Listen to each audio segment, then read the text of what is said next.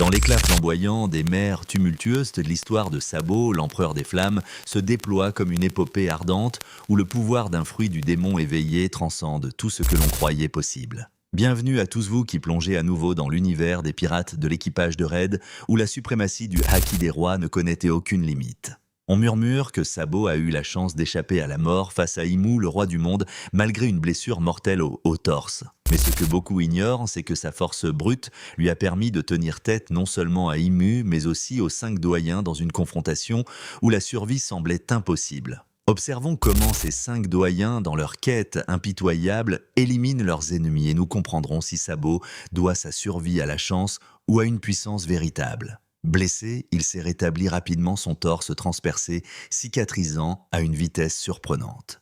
Son séjour à Lulusia, bien que marqué par l'ennui, fut interrompu par une catastrophe qui raya l'île de la carte. Le monde entier le nomme l'empereur des flammes, un titre qui surpasse l'impressionnant pouvoir du fruit, Mera Mera bien au-delà de ce qu'Ace le poignardant avait pu en tirer. Sabo a affronté Barbe Noire en duel pendant un temps considérable, et même si ce dernier lui a infligé une cicatrice au visage, une blessure que Sabo attribue à son manque de prudence, imaginez seulement ce que l'éveil de ce fruit pourrait accomplir à un niveau supérieur. Préparez votre tasse de café car nous plongeons dans l'analyse brûlante de l'éveil du fruit Mera Mera de Sabo. Allons-y. L'éveil d'un fruit du démon représente la transformation ultime de son pouvoir, une métamorphose qui transcende les capacités ordinaires. Chaque utilisateur atteignant ce stade développe des techniques uniques bien plus vastes que les compétences initiales de leur fruit. Doflamingo l'a affirmé, il existe une infinité de formes d'éveil, chacune évoluant dans des directions imprévisibles et extraordinaires. Prenons l'exemple de l'eau, ses attaques classiques ne pouvaient percer le haki de Kaido ou de Big Mom, mais en mode éveillé, il a transpercé le bras de Big Mom et infligé des blessures internes si graves qu'elles ont contribué à la chute d'une impératrice des mers. L'éveil amplifie l'ampleur des pouvoirs, ne se limitant pas à une simple zone d'action. L'eau, par exemple, a pénétré les profondeurs de Wano jusqu'au cœur du volcan, ouvrant une voie vers les enfers pour Big Mom. Doflamingo et Katakuri, lorsqu'ils éveillent leurs fruits, Paramécia manipule leur environnement de manière spectaculaire, transformant bâtiments, sols et même la terre en substances liées à leur pouvoir. Les fruits Paramécia surnaturels, comme celui de l'eau, ne modifient pas l'environnement, mais ciblent directement leurs adversaires, brisant toute résistance, aussi puissante soit-elle. Les Paramécia offrant une diversité fascinante, combinant manipulation environnementale et contrôle des cibles. Kid, avec son fruit, peut transformer Big Mom en aimant géant, un exploit impossible, en temps normal limité aux métaux. Les fruits Zoan éveillés, quant à eux, se distinguent par une amélioration drastique des attributs physiques, contrastant avec la manipulation des Paramécia. Certains Zoan mythiques, comme le fruit Yuki Yuki de Yamato ou le fruit Uo Uo de Kaido, intègrent des caractéristiques de Logia comme le froid ou le feu. Mais les fruits de Logia restent le plus grand mystère en matière d'éveil. Leur connexion avec les Paramécia et les Zoan est indéniable, mais leur potentiel semble encore plus colossal. Aucun fruit, Logia n'a été officiellement confirmé comme éveillé, mais examinons les indices. Prenons le fruit Iehie Daokiji, il neutralise la faiblesse des fruits du démon face à la mer en gelant l'eau à l'avance. Lors de son combat au corps à corps contre Garp Aokiji, montre des limites physiques face à ce vétéran malgré un entraînement intensif et des techniques apprises de Garp. Pourtant, ce qui frappe, c'est qu'Aokiji, sans haki des rois, rivalise presque avec Garp en enrobant ses points de glace via son fruit, augmentant considérablement la puissance et la résistance de ses attaques. Normalement, le froid d'Aokiji s'effondre face au haki des rois de Garp comme on l'a vu avec d'autres attaques.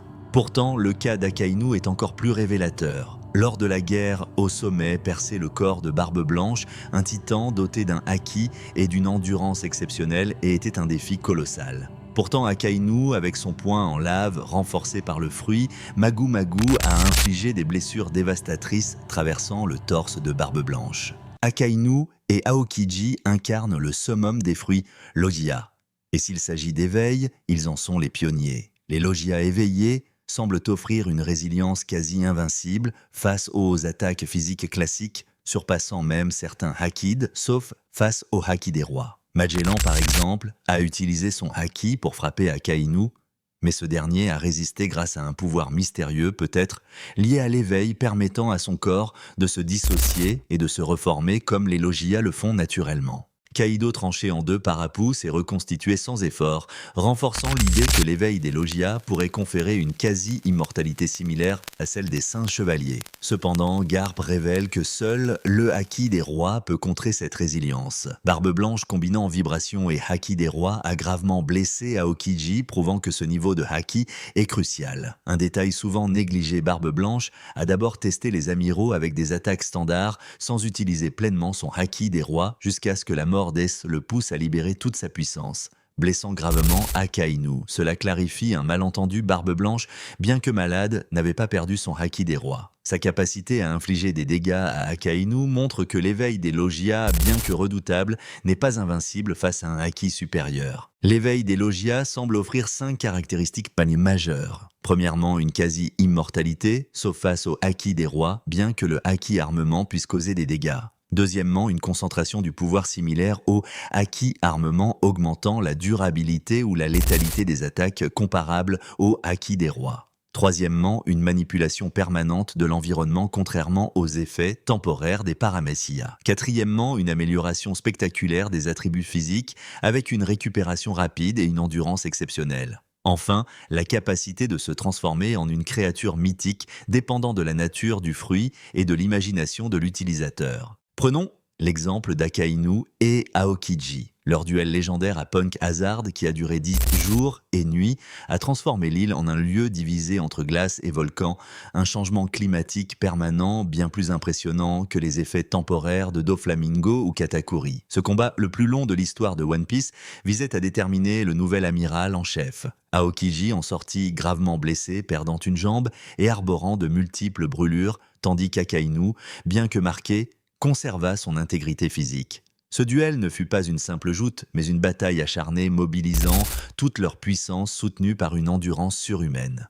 Comparons cela au combat d'Ace et Jinbei qui dura 5 jours mais s'acheva par l'épuisement des deux combattants. Akainu et Aokiji, eux, ont maintenu une intensité maximale pendant 10 jours, un exploit impossible, sans un soutien exceptionnel probablement lié à l'éveil de leur fruit, Logia.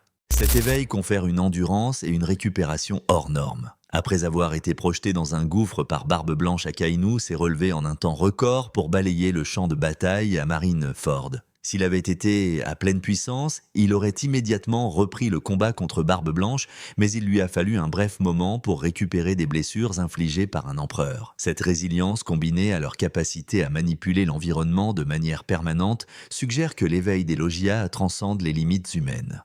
Les utilisateurs de Logia semblent également capables de se métamorphoser. Enel, avec son fruit Goro Goro, devient un dieu du tonnerre, amplifiant la puissance de ses éclairs. César, avec le fruit Gasu Gasu, adopte une forme démoniaque gazeuse pour mieux contrôler son environnement. Monet, avec le fruit Yuki Yuki, se transforme en monstre de neige, aux crocs acérés, ses attaques gagnant en férocité. Par analogie, Akainu et Aokiji pourraient se transformer en entités mythiques. Un chien rouge pour Akainu, un faisan bleu pour Aokiji, incarnant les propriétés de leurs fruits, magma et glace. Passons maintenant à Sabo, l'empereur des flammes, héritier du fruit Mera Mera Dace. Bien qu'il n'ait acquis ce fruit que récemment à Dressrosa, l'éveil ne dépend pas du temps, mais de la symbiose entre l'utilisateur et son fruit. Sabo s'entraîne sans relâche, perfectionnant sa maîtrise du Mera Mera. Sa survie face à Imu et aux 5 doyens des adversaires dotés d'un haki, des rois terrifiants, est un exploit. Imu peut influencer des îles entières et les doyens sont des forces redoutables. La capacité de Sabo à résister à une blessure mortelle d'Imu repose sur l'endurance exceptionnelle conférée par l'éveil du Mera Mera, notamment sa récupération rapide à Lulusia avant la destruction de l'île. L'éveil du fruit Mera Mera pourrait permettre à Sabo de se transformer en une créature mythique liée au feu, peut-être inspirée d'une divinité ou d'un monstre légendaire. Simone s'appuie sur la mythologie grecque et Enel sur le dieu japonais Raijin, quelle figure mythique. Sabo incarnerait-il un phénix, un dragon de feu ou une entité inédite? Nous vous invitons à partager vos idées dans les commentaires. Mais l'histoire ne s'arrête pas là. Un mystère entoure le bras gauche de Shanks marqué d'un tatouage énigmatique révélé au chapitre 1152. Ce symbole, un cercle avec 2 os croisés, diffère du tatouage complexe de Saint Saturne qui s'étend du bras au coude. Les fans ont spéculé que le tatouage de Saturne lui permet de traverser le cercle magique d'Abyss, une porte spatiale. Mais celui de Shanks plus simple soulève des questions.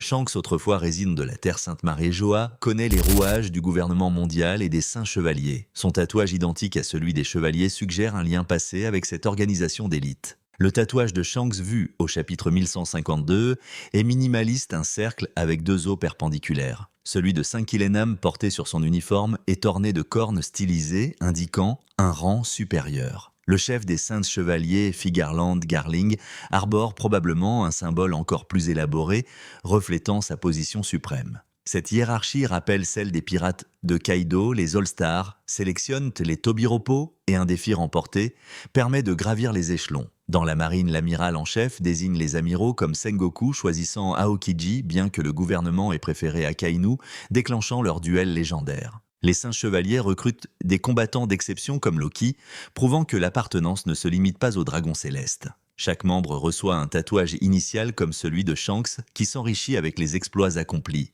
Killenham et Saturn avec leurs symboles complexes témoignent d'une longue carrière de combat, peut-être même contre l'équipage de Roger. Le tatouage ne sert pas seulement à identifier. Il confère des pouvoirs, notamment la capacité de traverser les portails spatiaux d'Abyss. Les chevaliers discutent de transporter des géants via ces cercles magiques, mais leur taille pose problème. Une hypothèse, le tatouage gravé sur un objet ou une personne permet de les téléporter. Le coffre de vêtements de Saturne, orné du même symbole, a été transporté à Egghead, confirmant cette théorie.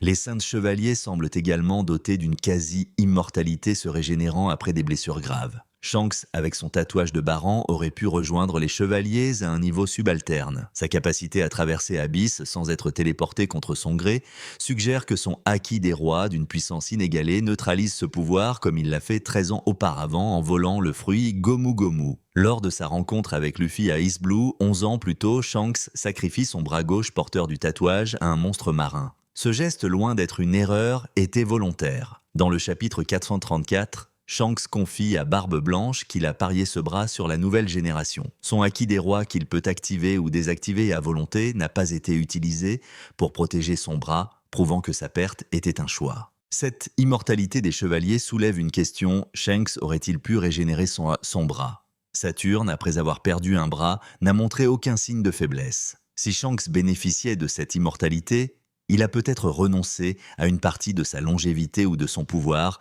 en coupant ses liens avec les Figarland. Une théorie audacieuse, et si Shanks était lié à Imu, manipulé comme Saint Satan, l'a été. Le tatouage de Shanks de Baran suggère qu'il n'a pas atteint l'éveil complet des chevaliers incapables de régénérer son bras. Mais avec Oda, tout est possible. Shanks pourrait-il révéler un pouvoir caché ou son sacrifice était-il définitif? L'avenir nous le dira. Partagez vos théories et continuons d'explorer cet univers fascinant.